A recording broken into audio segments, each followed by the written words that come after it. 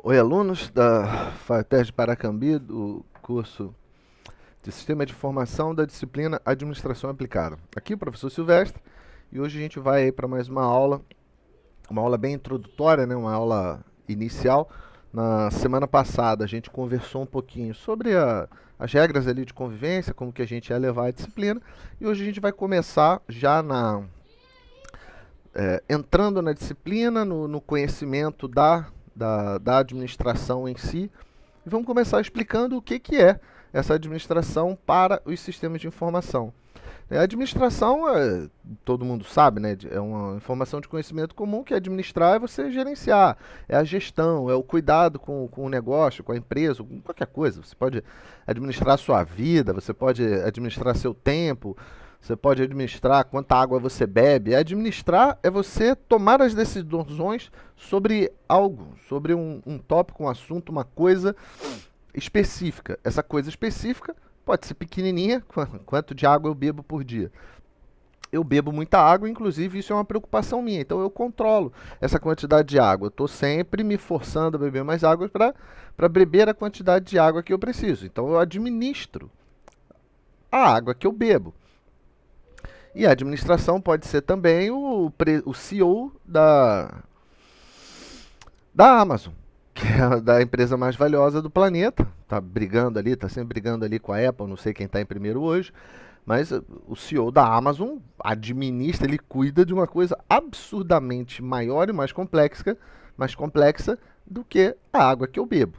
Então, administrar é você dar as ações e o tratamento para algo específico, que pode ser tão pequeno quanto grande.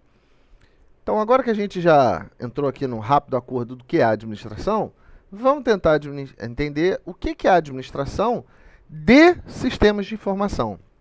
Né? O que é a administração de sistemas de informação? Vou pegar uma definição aqui do Google. Aqui. Administração de sistemas de informação. Tá, vamos lá. A administração de sistemas de informação, como é conhecida, procura entender especialmente os efeitos da aplicação da tecnologia da informação e da informatização dos processos nas decisões administrativas e gerenciais de uma organização. Então, usando outras palavras para falar a mesma coisa, o que é a administração de sistemas de informação? É você verificar como que os sistemas de informação interagem e interferem no caminhar das empresas. O que é administrar uma empresa? É você decidir, delimitar e controlar as ações que vão fazer com que aquela empresa exista, que ela funcione. E o sistema de informação é o canal pelo qual a comunicação é feita entre os diferentes setores e as diferentes pessoas dentro da empresa. Desde a tomada de decisão de um CEO, que é a parte mais importante, né, que é a área estratégica da empresa, até como um funcionário ele dá entrada e saída lá no ponto dele. Tudo gira em torno da tecnologia da informação. Então, administração de sistemas de informação, aplicado aos sistemas de informação, é identificar como o sistema de informação é utilizado e como o sistema de informação afeta a administração. Muito simples, não é? Pela definição, a gente já consegue entender o que a gente vai estudar. Então, para que a gente consiga entender como essa tecnologia, esses processos de informatização, né, esses processos de digitalização mais modernos que afetam as empresas, como eles são aplicados, a gente precisa entender como a administração age. Então, a primeira coisa que a gente precisa saber para entender essa relação, né, essa interação, é descobrir como realmente a administração age. Então, a gente pega essa definição da administração, o que é administrar, né, e olha ela sobre os olhares da informação. Por exemplo, dos sistemas de informação. Por exemplo, a gente teve há um par de anos atrás, o advento da pandemia. A pandemia veio aquele papo do fique em casa, economia a gente vê depois. As pessoas foram trabalhar de casa. Quando você tem que pegar as pessoas que, em geral, estão num ponto de trabalho que não é a sua casa, elas precisam se deslocar e estar lá, eles estão concentrados, o jeito como a comunicação é feita é diferente de quando cada um está dentro da sua casa. É claro, se você carrega caixas de laranja de um depósito para um caminhão, isso não é o tipo de atividade que você consiga fazer de forma remota. Mas se você é do setor financeiro e você recebe notas fiscais para fazer lançamentos do sistema e mandar faturar ou pagar ou o que seja, dar andamento para aquele processo, você pode fazer isso de casa. Basta que a pessoa faça um scan ou tire uma foto ou passe aquela nota, não sei como, para você. Hoje em dia as notas são todas digitais, né? Passe a nota para você, você com aquelas informações acessa o sistema, que hoje em dia, com muita facilidade, a gente tem todos os sistemas de forma online. Você acessa o sistema e faz a sua tarefa. Você não precisa estar dentro da empresa. Às vezes gera alguma dúvida de alguma coisa. Aí você tem a dúvida, você pergunta para a pessoa do seu lado esse item específico. Ou você chega para o seu chefe, olha chefe, essa nota aqui veio com erro. A gente realmente comprou essa quantidade, pelo nosso planejamento a quantidade tinha que ser maior. Se você está do lado dessas pessoas, você dá 2 passos, você vira o corpo e você tem acesso a essas pessoas. A comunicação é muito mais rápida.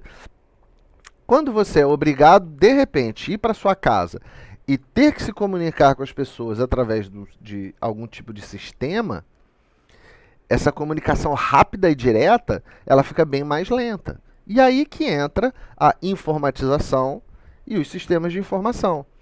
Como que as pessoas lidaram com esse problema? Por exemplo, na faculdade a gente usou o Meet. O que é o Meet? É um local onde você encontra pessoas. Junta todo mundo na mesma sala, cada um dentro no seu local, com a sua câmera, e eles têm ali um acesso síncrono, remoto, de todo mundo ao mesmo tempo.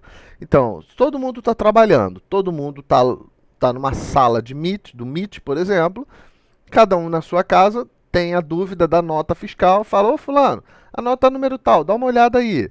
O que é esse item específico? Eu não entendi, aonde a gente lança isso? Contabilmente a gente interpreta isso daí como o quê? Funciona?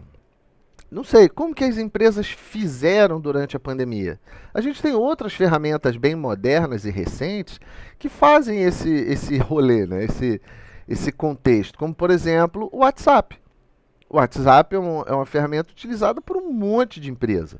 Um monte de empresa para se comunicar entre si e para se comunicar com clientes e fornecedores. Então, o WhatsApp se tornou uma ferramenta que faz com que a comunicação se torne muito rápida. Há uns mais de 10 anos atrás, eu trabalhava numa empresa e lá todo mundo tinha um rádio. E a gente, para usar o rádio da empresa, a gente tinha um rádio no nosso escritório. E eu fazia uma atividade específica em que eu precisava usar muitas vezes o rádio para me comunicar com pessoas específicas a respeito disso, de notas fiscais, de coisas a serem compradas, etc. E eu perdia muito tempo, às vezes, tendo que procurar, cadê o rádio? Ou quem levou o rádio para outra sala? Ou tinha alguém utilizando e eu não conseguia informação rápida. O que eu fiz? Eu substituí o meu telefone por uma conta da Nextel. E eu passei a ter o meu próprio rádio. Ah, mas você pagou uma coisa do seu bolso para facilitar o seu serviço? Atrapalhava demais o meu serviço. E a percepção sobre o meu trabalho era prejudicada. Então, para mim, pelo menos dentro da minha cabeça, valia a pena que eu tivesse, já que eu tinha telefone celular, em vez de usar um telefone celular, eu usava o Nextel. Eu ia ter o meu número e ia ter um rádio ao mesmo tempo. Isso facilitou demais a minha tarefa, porque eu conseguia ter uma comunicação muito mais rápida. Hoje em dia, essa mesma empresa, eu sei, eles não usam mais o Nextel, eles não usam mais o rádio. O que eles usam lá? Eles usam o WhatsApp, entre outras ferramentas que eles utilizam lá. Como que se decide isso? A empresa ela precisa tomar decisões rápidas, ela precisa de comunicação rápida. Qual é o tipo de comunicação que a gente vai usar? Eu já vi em algumas empresas, por exemplo, usar um chat. Vou dar um exemplo aqui, não é assim que funciona, mas vou dar um exemplo. Digamos que lá na faculdade exista um chat, que os funcionários da secretaria ficam com um chat lá aberto. Eu, professor Silvestre, preciso de uma informação. Eu entro no sistema da faculdade, lá no Coruja, e eu não consigo achar uma informação. Por exemplo, eu não consigo acessar as disciplinas do semestre anterior. Para poder ter esse acesso, para fazer algum tipo de alteração, eu preciso pedir para alguém da secretaria liberar esse acesso para mim. Digamos que a secretaria, o pessoal da secretaria tem um chat. Eu aqui da minha casa, eu abro o chat e falo, Magalhães, por favor, reabre para mim a turma tal, eu errei a nota aqui de um aluno, eu verifiquei realmente, eu dei a nota errada, eu botei o ponto no lugar errado, ou na hora de digitação errei, eu erro, né? Eu preciso consertar a nota do aluno, o aluno está prejudicado aí com a nota errada. Aí o Magalhães já me responde no chat, pode ser imediato, eu posso esperar um pouquinho, ele responde já, pô, Silvestre, vou abrir aqui para você. Vê aí, não esquece de encerrar depois de alterar a nota, porque tem um procedimento que deve ser feito para ele depois conseguir encerrar de novo o processo e trancar a disciplina. Porque disciplinas ligadas àquilo ficam travadas quando você tem uma turma aberta, etc., como o nosso sistema lá funciona. Então, funcionaria de forma interessante. A gente tem esse chat na faculdade? Não. Como que a gente faz para pedir uma coisa lá? A gente usa o e-mail. O e-mail ele é rápido? Ele é síncrono? Não. O e-mail é uma ferramenta bem estanque. Funciona? Funciona. Uma aluna me fez uma pergunta agora, no início do semestre, uma aluna de SI. Ah, professor, eu queria saber por que eu fui reprovada. Eu não conseguia acessar o sistema. Eu não sabia como que ela tinha sido reprovada na disciplina. Ela disse que tinha sido reprovada. Eu não sabia se ela tinha sido reprovada ou não, né? Eu não me lembro de todos os alunos, né? Ela falou, eu fui reprovada. Você pode ver por quê? Eu fui lá, olhei, vi o sistema, não tinha como acessar o sistema, e eu falei para ela, olha, eu não consigo acessar o sistema, eles estão mexendo no sistema, a direção pediu para a gente não acessar o sistema, porque o professor Alessandro estava fazendo lá umas alterações, umas coisas bacanas que ele criou lá para gente. E eu falei, não, dia tal a gente tem uma reunião, eu vou pedir para as pessoas liberarem lá, eu já te digo o que aconteceu. Quando eu finalmente consegui a resposta para a aluna já sabia, já tinha conseguido a informação com a secretaria, né, e aí eu só perdi meu tempo, porque ela conseguiu a informação de um outro jeito. Então, é o jeito, é o melhor jeito? É o jeito mais rápido, o jeito mais prático? Não. É o jeito mais eficiente? Não. Mas então, por que a gente não muda? Por que a faculdade não usa um jeito mais eficiente, um jeito melhor?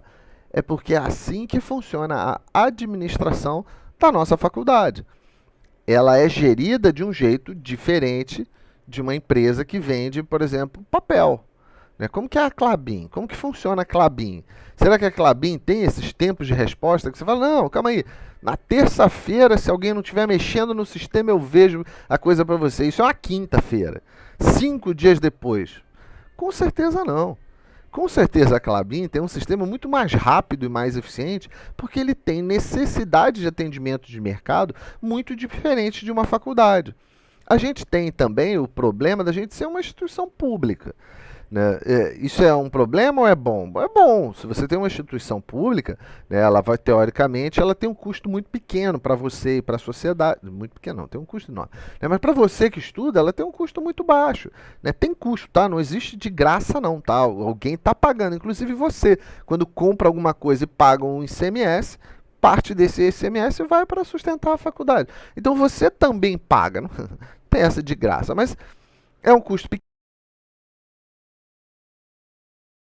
Se isso vai gerar um retorno social, a gente vê com o tempo. Teoricamente, o retorno social é esperado. Por quê? Porque a faculdade continua aberta e existindo. Na hora que alguém verificar que não existe esse retorno social, a faculdade é interrompida e eles usam esse recurso para fazer uma outra atividade. É assim que funciona a administração. Ela toma decisões de como as coisas vão existir, de como vão acontecer as atividades dentro de uma organização para que ela continue funcionando. Algumas instituições tentam ser o mais eficientes e o mais rápidas possíveis com a informação, porque elas estão num contexto de competição de mercado, bem acirrado.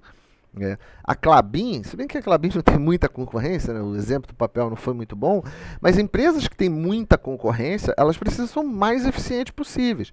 Quanto mais rápido a informação gira, melhor você atende, mais rápido as decisões são tomadas, com mais qualidade as decisões podem ser tomadas, porque você não tem delay. Quando você vai tomar uma decisão que existe um delay de tempo de 2, 3 dias, talvez aconteça uma mudança dentro desse período e a sua decisão não seja a melhor. A sua decisão era a melhor para aquele momento. 2, 3 dias depois já não é mais, eventualmente. Então, você vai tomar uma melhor decisão, você vai poder cumprir os objetivos estratégicos do negócio, como o negócio foi pensado, quando você tem celeridade e qualidade. Não é só ser rápido, tem que ser rápido com qualidade. É como um telefone sem fio. Um telefone sem fio pode passar uma informação rápida? Sim. As pessoas sentam num círculo, um fala no ouvidinho do outro, rapidamente a informação chega do outro lado. A informação vai chegar com qualidade? Se você já brincou de telefone sem fio, você sabe que não.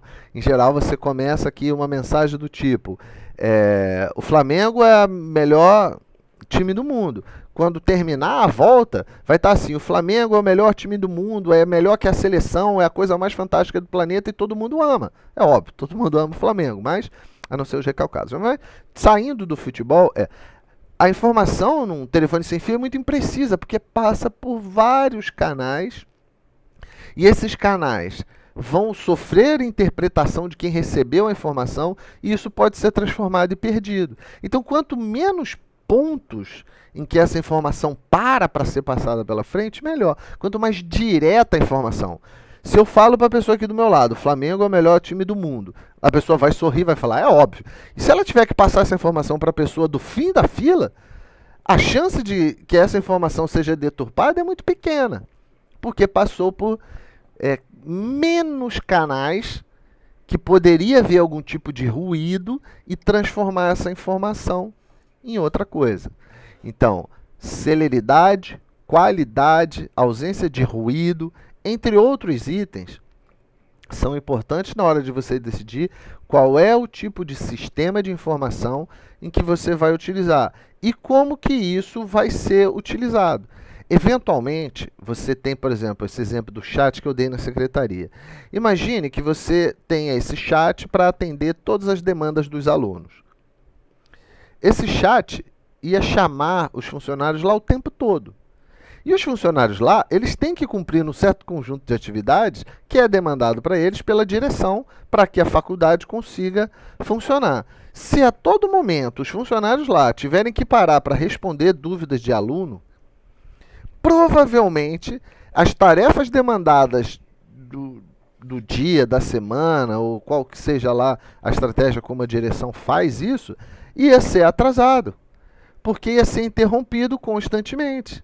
E quando você interrompe uma tarefa, isso gera um ruído e você pode acabar prejudicando o resultado e a qualidade daquela ação que está sendo executada. Então, por que não tem esse chat? Porque ele é uma ferramenta ruim. Se você pensar nas vantagens e desvantagens de existir um chat, ele ia causar mais problemas do que ia trazer soluções. Por isso que a gente, por exemplo, não tem um chat desses lá sendo utilizado na secretaria. Mas, por exemplo, a empresa da esposa de um amigo meu faz isso. Eles ficam lá com um chatzinho aberto e estão fazendo as suas tarefas. Por que lá funciona? Porque eles só usam o chat se eles sabem que é uma demanda importante e imediata. E precisa que as pessoas deem atenção mais àquilo do que à ação que estão praticando ali. Então lá funciona, porque o chat é pouco acionado. E só é acionado quando realmente necessário.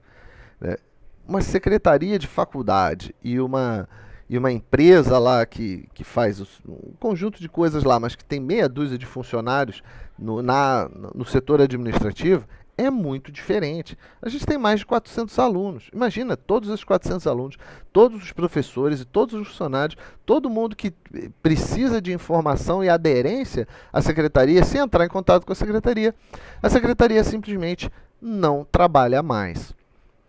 Então, o que é a administração? É você dizer como a coisa vai funcionar, quais vão ser as ações. O que é a administração aplicada?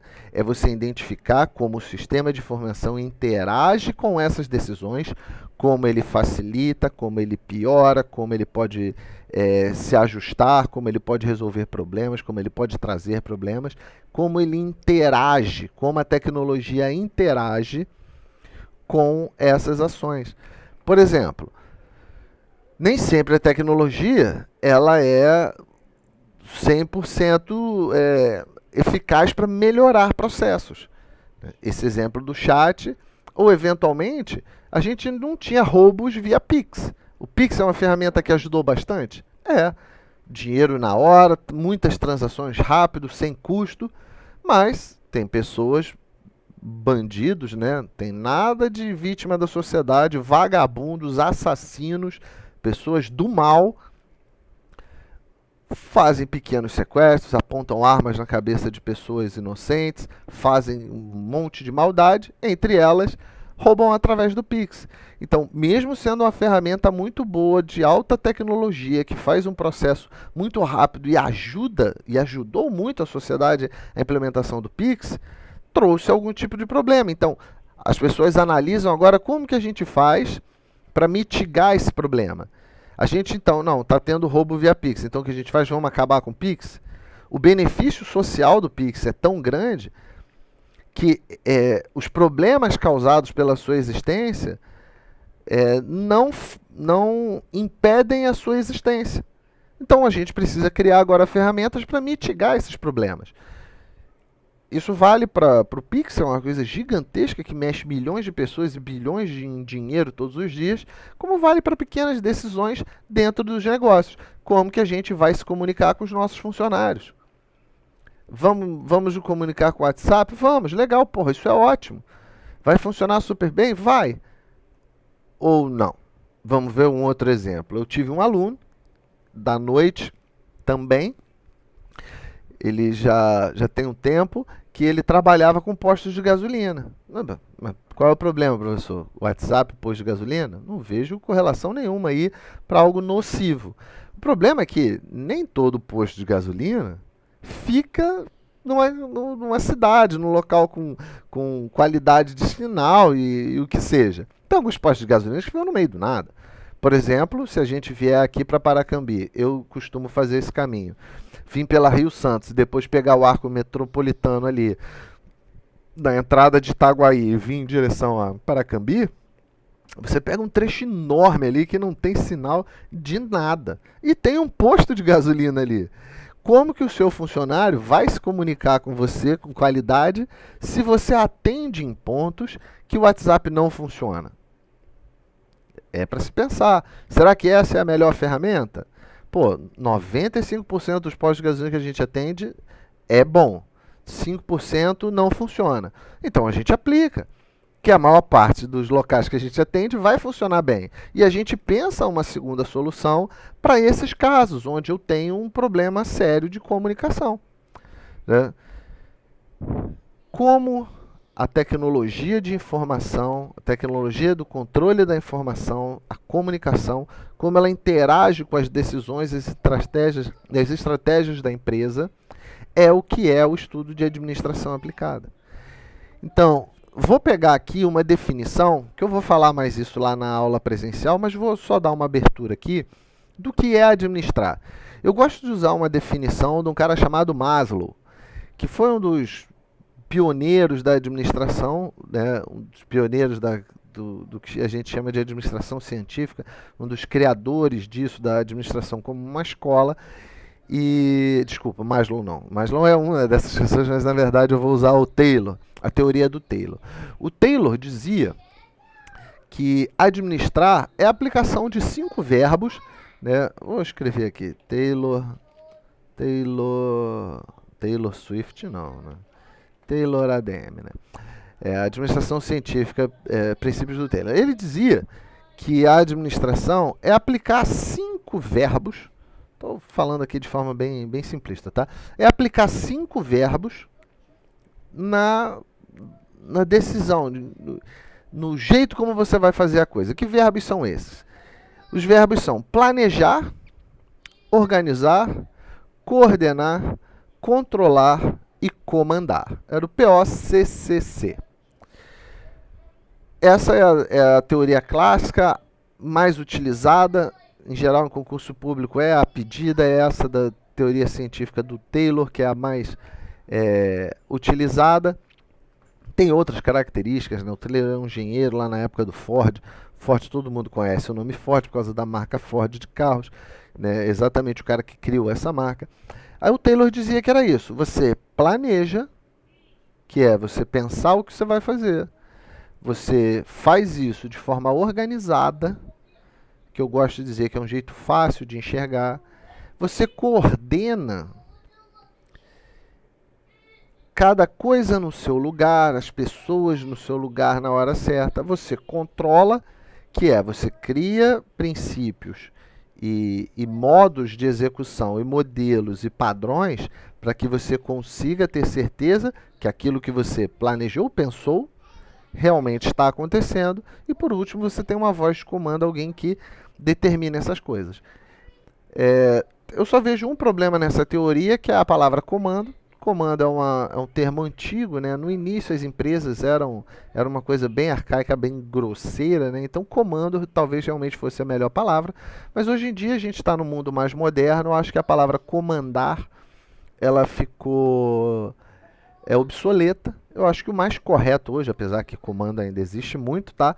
Mas eu acho que a palavra mais correta hoje seria liderança. Então eu trocaria só o comandar por liderar, e essa teoria aí do Taylor continuaria bem usual, né? Realidade do mundo. Isso que o Taylor falou há 120 anos atrás, né? 120 não, 100 anos atrás, ela ainda é verdade. É exatamente isso. Hoje você pode pegar até umas definições mais modernas do que é administrar, você vai ver 4 verbos só. O que mudou? O que mudou, na verdade, é que na maioria das definições mais recentes, mais modernas, mais contemporâneas, eles juntaram o coordenar e o organizar numa palavra só. É basicamente isso. De resto é tudo igual, é tudo igualzinho, né? O que eles discutiram lá na administração científica 100 anos atrás ainda é válido, ainda tem valor hoje e ainda é utilizado por todas as empresas do planeta. De tão bom que a coisa é, de tão bem pensada e construída, as bases do que eles pensaram lá ainda são utilizadas. É o que determina? Não, é óbvio que a gente evoluiu muito em vários aspectos. Em algum momento a gente vai falar sobre o estudo Hawthorne, né, que é uma coisa que mudou bastante o jeito como o mundo enxergava as empresas, e foi um salto evolutivo. A gente vai ver sobre a qualidade, como que a qualidade também transformou o mundo, e quem foi o cara, o americano que implementou isso, e quem abraçou essa ideia foi o Japão, e o Japão se transformou numa superpotência com esse princípio simples da administração. A gente vai ver durante as aulas algumas dessas marcações e entender dentro de cada uma dessas marcações como a atividade de sistemas, né, como a definição que a gente viu, a atividade de informatização, digitalização da informação, afeta cada uma dessas ações, afeta cada um desses princípios. E se a gente entender conceitualmente cada um desses passos, fica muito fácil a gente conseguir trabalhar dentro de uma empresa, não importa qual seja a empresa, não importa qual seja o ramo de atuação ou o que você está fazendo, vai ser muito mais fácil para você entender como as coisas funcionam e ser um bom profissional que acompanha o andamento. Porque você vai entender como as decisões foram tomadas, você vai entender por que as coisas ocorrem daquele jeito, e isso vai te tornar uma pessoa mais apta a ser funcional, a ser útil, a ser relevante no processo. Ah, professor, você é sonhador. Você está achando que toda empresa funciona igual o Google? Não, eu não sou idiota. Talvez seja, né? Mas eu sei que o mundo real é o mundo real. No mundo real ainda tem muito coronel comandando empresa, tem muito chefe, faz o que eu mando e dane-se, cala a boca e obedece. Ainda tem muito disso. Mas está mudando bastante. Já se entendeu desde a época da Toyota, em que a opinião do funcionário, da pessoa que executa, ela tem um valor absurdo para melhorar processos e desenvolver a empresa e o negócio como um todo. Muita gente já já entende isso e já mudou, tem mudado comportamentos. As empresas que não se adaptam, que não dão um passo para frente na sua gestão, em como fazem a sua gestão, elas são atropeladas. O mundo precisa de pessoas mais eficientes, mais capacitadas. As empresas que não agem assim, elas são atropeladas e ficam para trás, né? Resumindo aqui o nosso papo de hoje, a gente precisa, dentro desse curso, entender essa relação. Conceitualmente entendendo essa relação, a gente se torna uma pessoa mais capaz de ser um bom funcionário, ser uma pessoa útil, ser uma pessoa transformadora dentro do processo. Pessoas que são úteis e transformadoras dentro de processos são mais valorizadas. Se você se dedicar e se desenvolver na sua área de atuação, você, além de ter essa capacidade, essas habilidades, você vai ter um material de valor, de grande valor na sua mão, que é a mão de obra de um desenvolvedor. Uma das coisas mais valorizadas no mundo hoje. Não falta emprego para desenvolvedor que sabe desenvolver. Tem engenheiro dirigindo Uber? Tem. Esse cara é um bom engenheiro? Ele sabe ser um bom engenheiro? A resposta é óbvio que não. Esse cara não sabe engenharia. Ele passou por um curso, se graduou, sabe Deus como. Na verdade, a gente sabe, Estácio, né? E outras coisas. E ele não sabe engenharia. Ele não é capaz de calcular uma integral, de fazer um cálculo diferencial. Ele não consegue fazer um cálculo simples de resistência lá de materiais para saber quantas vigas de concreto você precisa para uma situação qualquer da construção civil, por exemplo. Esse cara não sabe fazer isso. Por isso que ele é um Uber e está... para não estar desempregado, está dirigindo Uber. Tem algum problema ser motorista de Uber? Não. É uma profissão nobre como qualquer outra. Mas o cara tem um título de engenharia. Por que ele não trabalha com engenharia? Vou contar um segredo para vocês. Falta engenheiro no Brasil. Falta engenheiro. O mercado quer engenheiros.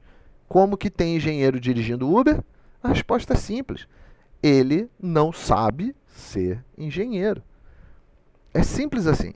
Se você souber fazer o que você estuda nesta faculdade, eu sei que temos muitas dificuldades na nossa instituição, né? Mas se você souber fazer, você vai ter sucesso, porque não falta emprego.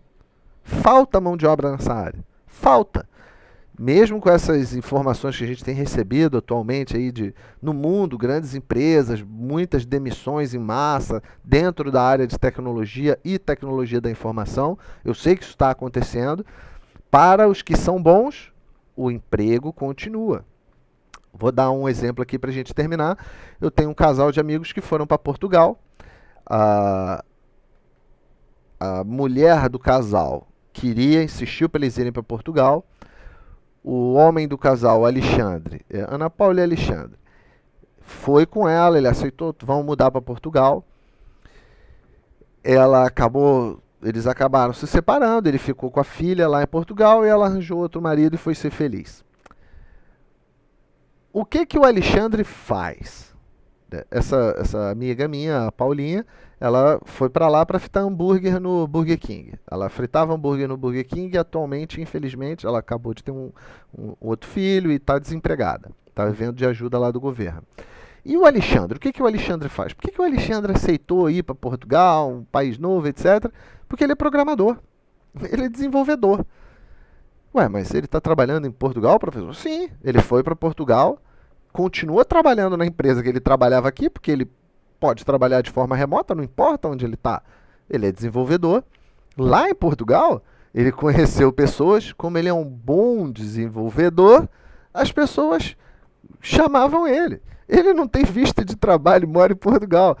Como que ele não foi deportado? Como que as pessoas contratam ele, se ele não tem o visto? Porque ele é bom. Ele é muito bom no que faz. Se você é bom na área de desenvolvimento, vai ter emprego para você em qualquer lugar do mundo. E você nem precisa estar lá. Hoje em dia, você pela internet consegue serviços para empresas na Inglaterra, Estados Unidos e Alemanha, estando aqui no Brasil. Tranquilo? Bem, a ideia que eu tinha para conversar com vocês sobre administração e sistema de informação hoje era essa.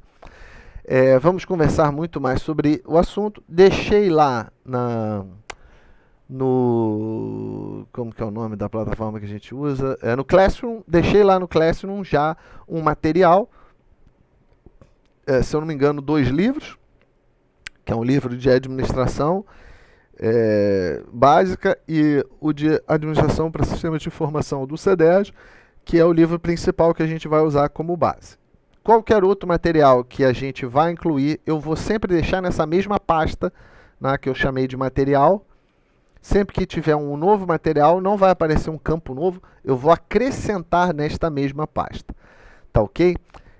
Outra informação importante, a presença. Você precisa fazer um comentário no vídeo, não se esqueça de fazer o comentário. Se o seu login lá for seu nome, tudo bem. Se não for, por favor, diga qual é o seu nome. Se o seu login for Mecatron 2015, por favor, diga, eu sou o Antônio.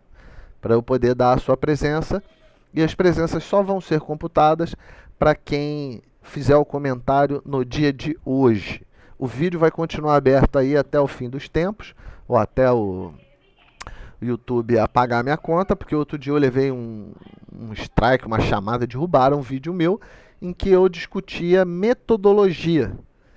E eu falava sobre propostas de... esqueci o nome técnico, mas você dá uma proposta de pesquisa. Olha, eu acho que a gente podia pesquisar isso. E como eu usei como exemplo vacina, juntou a palavra vacina e proposta de pesquisa, por alguma mágica fantástica, uma pessoa que produz ciência não pode falar entre vacina e pesquisa, que isso por acaso ofende alguém. Não entendo, mas o Google brigou comigo e eu falei, olha, eu estou fazendo proposta de pesquisa aí, o vídeo é uma aula sobre metodologia, não há nada de errado no vídeo, por favor, verifiquem aí a cagada que vocês estão fazendo, seu progressista tosco. Mas, eles até hoje não me responderam. Vamos ver no que dá isso aí. Se eles não me chutarem por causa disso, esse vídeo vai continuar eternamente aí. Mas só ganha a presença quem fizer o comentário e assistir o vídeo hoje. Tranquilo? Sem mais delongas, obrigado por terem assistido a aula. E a gente se vê lá na faculdade na próxima semana, se tudo correr bem. Tá ok? Valeu, fui!